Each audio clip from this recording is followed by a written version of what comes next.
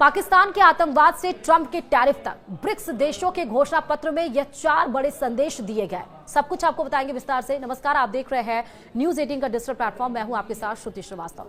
Brazil के शहर Rio de Janeiro में ब्रिक्स देशों का शिखर सम्मेलन जारी है। ऐसे में ब्रिक्स नेताओं ने एक घोषणा पत्र जारी करके सीमा पार आतंकवाद की कड़ी निंदा की।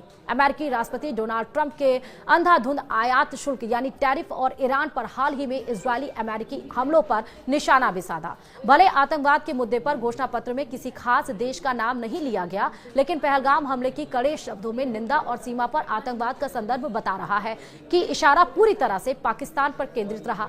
तो चलिए आपको बताते हैं कि ब्रिक्स देशों के इस रियो डी जेनेरियो घोषणा पत्र से किसे और क्या संदेश देने की कोशिश की गई। फिर से साफ कर दें कि घोषणा पत्र में पाकिस्तान का सीधे नाम नहीं लिया गया, लेकिन उसकी पोल खोलने के लिए कुछ छोड़ा भी नहीं गया है। रविवार देर रात शिखर सम्मेलन में अपनाए गए रियो डी जेनेरियो घोषणा पत्र में ब्रिक्स नेताओं ने पहलगाम आतंकवादी हमले की कड़े शब्दों में निंदा की और आतंकवादियों के सीमा पार आंदोलन, आतंकवाद के वित्त पोषण और सुरक्षित पनाहगाहों सहित सभी रूपों और अभिव्यक्तियों में आतंकवाद का मुकाबला करने का आह्वान किया। ध्यान रहे कि ब्रिक्स एक प्रभावशाली समूह के रूप में उभरा है। इसमें दुनिया की 11 प्रमुख उभरती अर्थव्यवस्थाओं वाले देश शामिल हैं। इसमें चीन भी शामिल है और ऐसे में यह तो संभव नहीं था कि वह आतंकवाद की आलोचना करते घोषणा पत्र में अपने करीबी यार पाकिस्तान का नाम आने देता। इसके बावजूद पहलगाम आतंकी हमले के साथ साथ आतंकवाद पर इतना कड़ा स्टैंड भारत के दबदबे और उसके पहल का सबूत देता है। इस घोषणा पत्र के आने के पहले वैश्विक शासन में सुधार विषय पर सत्र को संबोधित करते हुए पीएम मोदी ने पूरी दुनिया को साफ साफ मैसेज दिया कि भारत आतंकवाद पर समझौता करने को तैयार नहीं। पहलगाम जैसे कोई आतंकी हमला सिर्फ भारत पर हमला नहीं, यह पूरी मानवता पर हमला है। ब्राजील, रूस, भारत, चीन और दक्षिण अफ्रीका सहित इन 11 उभरते देशों में दुनिया की लगभग आधी आबादी और वैश्विक आर्थिक उत्पादन का 40% हिस्सा है। भले अन्य मुद्दों पर यह गुट काफी हद तक बटा हुआ है, लेकिन अब उग्र अमेरिकी नेता और उनके टैरिफ युद्ध की बात आती है तो इन देशों को साथ आने का एक कॉमन ग्राउंड मिल जाता है। उन्होंने अपने घोषणा पत्र में अमेरिका और ट्रंप का बिना नाम लिए आलोचना की। घोषणा पत्र के अनुसार ब्रिक्स सदस्यों के एक तरफा टैरिफ में वृद्धि के बारे में गंभीर चिंता व्यक्त करते हुए कहा कि टैरिफ से वैश्विक अर्थव्यवस्था को नुकसान पहुंचाने का खतरा है। ब्राजील, भारत और सऊदी अरब जैसे अमेरिकी सहयोगियों को देखते हुए घोषणा पत्र में किसी भी बिंदु पर अमेरिका या उसके राष्ट्रपति की नाम लेकर आलोचना नहीं की गई। हालांकि ब्रिक्स के घोषणा पत्र को देखते हुए ट्रंप ने भी धमकी दी है। ट्रंप का कहना है कि जो देश ब्रिक्स की अमेरिकी विरोधी नीतियों के साथ तालमेल बैठाएंगे उन पर अतिरिक्त 10% टैरिफ लगेगा। ट्रंप ने ट्रुथ सोशल पर एक पोस्ट में कहा, ब्रिक्स की अमेरिकी विरोधी नीतियों के साथ खुद को जोड़ने वाले किसी भी देश पर अतिरिक्त 10% टैरिफ लगाया जाएगा। इस नीति में कोई अपवाद नहीं होगा। इस मामले पर आपका ध्यान देने के लिए धन्यवाद। वहीं अमेरिकी राष्ट्रपति ट्रंप एकाएक अपने फैसले से दुनिया को चौंकाने की वजह से इन दिनों ज्यादा चर्चा में रहते हैं। उन्होंने सत्ता में आने के बाद से ही एक के बाद एक ऐसे फैसले लिए जिनका असर ग्लोबल इकोनॉमी पर देखने को मिला।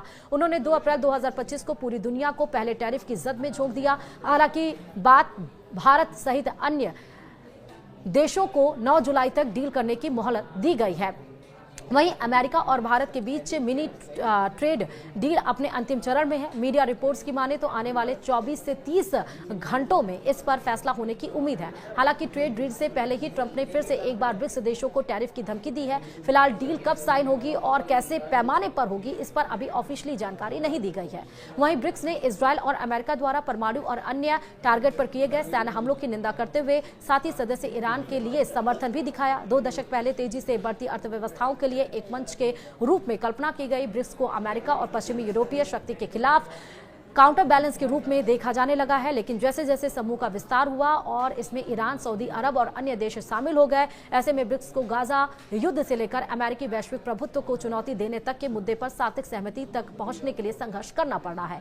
इससे एक उदाहरण से आप समझ सकते हैं, जैसे ब्रिक्स देशों ने अपने घोषणा पत्र में सामूहिक रूप से इजरायल फिलिस्तीनी संघर्ष के शांतिपूर्ण 2 राज्य समाधान का आह्वान किया। हालांकि तेहरान की लंबे समय से स्टैंड रहा है कि इजरायल का कोई हक नहीं बनता, उसे खत्म कर दिया जाना चाहिए। न्यूज एजेंसी एफएफपी की रिपोर्ट के अनुसार एक ईरानी राजनयिक सूत्र ने कहा कि उनकी सरकार ने अपनी आपत्ति को मेजबान ब्राजील को दिया था, फिर भी ईरान ने इस घोषणा पत्र की सिरे से खारिज कर दिया, बल्कि इसे अपना साइन कर दिया। इस साल के शिखर सम्मेलन का राजनीतिक प्रभाव चीन के शी जिनपिंग की अनुपस्थिति से कम माना जा रहा है। शी जिनपिंग राष्ट्रपति के रूप में अपने 12 वर्षों में पहली बार बैठक में शामिल नहीं हुए। ऐसा नहीं है कि चीनी नेता ही ऐसे बड़े नाम थे जो इस शिखर सम्मेलन से अनुपस्थित रहे। यूक्रेन में युद्ध अपराध अपराधों के आरोपी बन चुके रूसी राष्ट्रपति व्लादिमीर पुतिन ने भी दूर रहने का विकल्प लिया और वीडियो लिंक के जरिए इसमें भाग लिया। सम्मेलन में पुतिन ने समकक्षों के साथ ही कहा कि ब्रिक्स वैश्विक शासन में एक प्रमुख खिलाड़ी बन गया है, यानी कि पाकिस्तान से लेकर